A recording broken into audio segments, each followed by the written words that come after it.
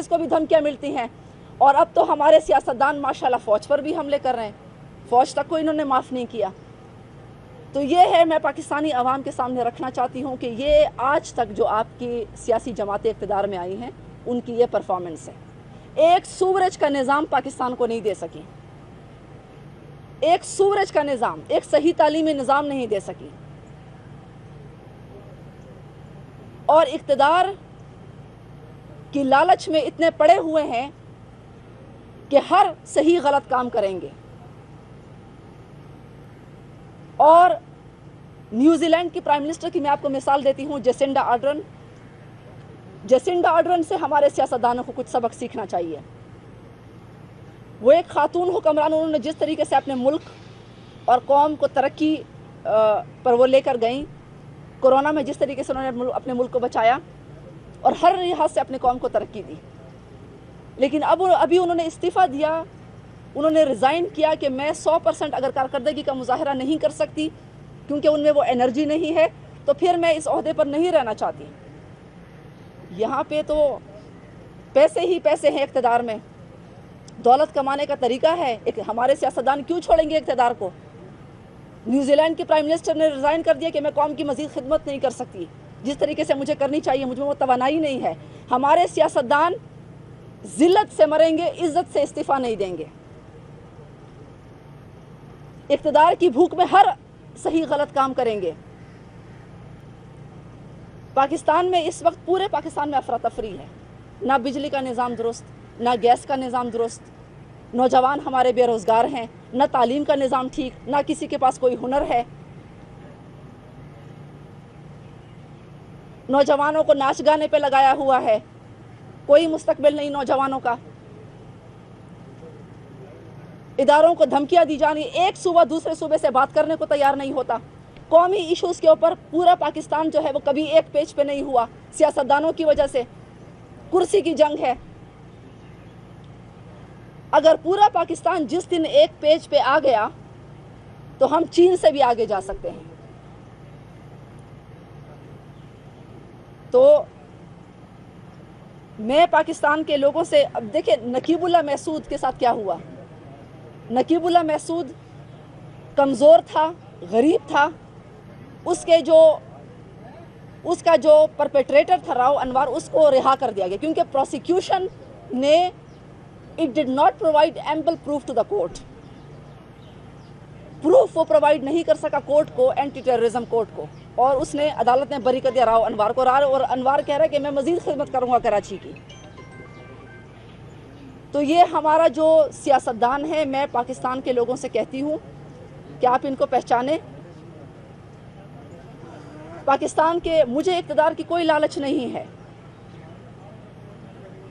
لیکن پاکستان کے لوگ اگر یہ سمجھتے ہیں کہ جماعت صفا مسجد نبوی صلی اللہ علیہ وسلم میں اسلام کی سب سے پہلی یونیورسٹی تھی، اس ملک اور اس قوم اور اس قوم کے سیاستدانوں کو سب سے پہلے اخلاقی تربیت کی ضرورت ہے۔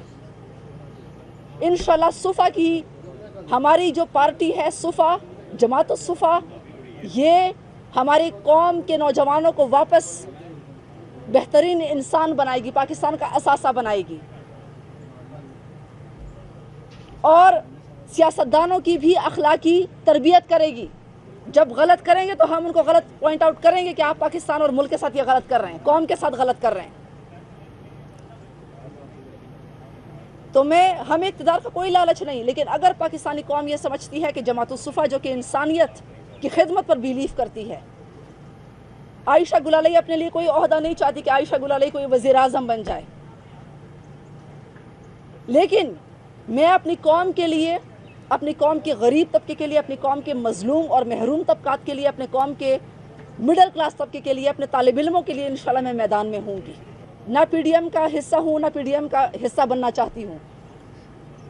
آئیں، پاکستان کی جو چھوٹی پارٹیاں ہیں، علاقائی پارٹیاں ہیں، پاکستان کے ساتھ مخلص ہیں، غریب اور مڈل طبقے کی نمائندگی آپ صحیح کرتے ہیں، آئیں ہم مل کر ایک الائنس بنائیں اور الیکشن میں حصہ لیں۔ آئیں ہم مل کر، عائشہ گل علیہ کوئی عہدہ نہیں لینا چاہتی، آپ کو موقع دے گی وہ کہ آپ اپنے وزیر اعلیٰ لے کر آئیں تاکہ ہم اس ملک کی خدمت کر سکیں، اس قوم کی خدمت کر سکیں۔ ہم نے ان لوگوں کا مقابلہ کرنا ہے جنہوں نے 1947 سے آج تک اس ملک کو اندھیرے میں رکھا ہوا ہے. اور سیاستدان، ہمارے سیاستدانوں نے، میں قوم سے یہ بھی کہتی ہوں کہ آج تک کیا انہوں نے کیا ہے کہ طاقتور جو ہوتا ہے وہ یہاں پر کبھی اپنے لیے نیب قانون میں ترمیم کرتا ہے. سزا جو ہوتی ہے وہ صرف غریب اور کمزور کے لیے ہوتی ہے. قانون صرف غریب اور کمزور پہ چلتا ہے. نقیب اللہ محسود پہ چل گیا، باقی پہ چل گیا. طاقتور جو ہوتا ہے وہ قانون ہی اپنے لیے ترمیم کر لیتا ہے. کوئی نیب قانون کو ترمیم کر لیتا ہے، کوئی ہیلی کاپٹر بل کو ترمیم کر لیتا ہے. تو یہ جو ساری باتیں ہیں وہ قوم کے سامنے ہیں.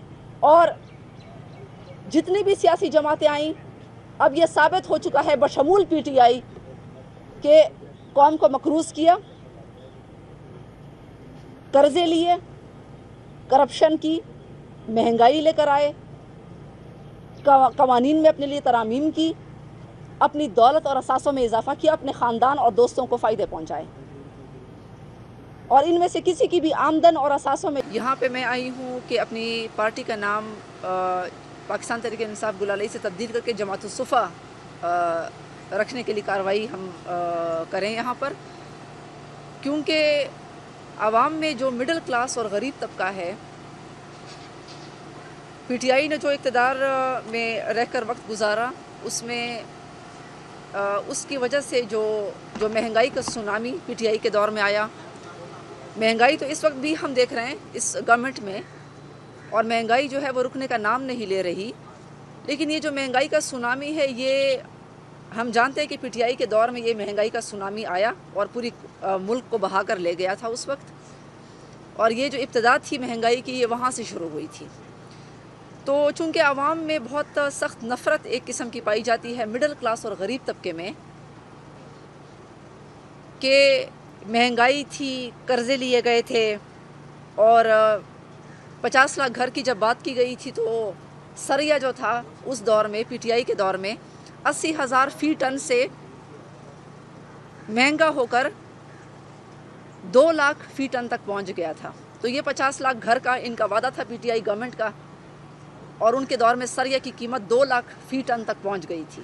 اس طریقے سے سیمنٹ اور اینٹوں کی قیمتیں وہ غریب اور مڈل کلاس کی دسترس سے باہر ہو گئی تھی. تو ہمیں سمجھ نہیں آ رہا تھا کہ یہ کون سے 50 لاکھ گھروں کی بات کر رہے ہیں. دوسرا یہ ہے کہ ٹماٹر جو تھا وہ پی ٹی آئی کے دور میں غریب کی دسترس سے باہر ہو گیا تھا. ٹماٹر 200 روپے کلو، یہ تاریخ میں پہلی مرتبہ ہم نے سنا کہ 200 روپے کلو پہ ٹماٹر پہنچ گیا تھا. یہ پی ٹی آئی کے دور میں ہوا. چینی جو تھی وہ 200 روپے کلو بلکہ 300 روپے کلو میں مل رہی تھی اس وقت.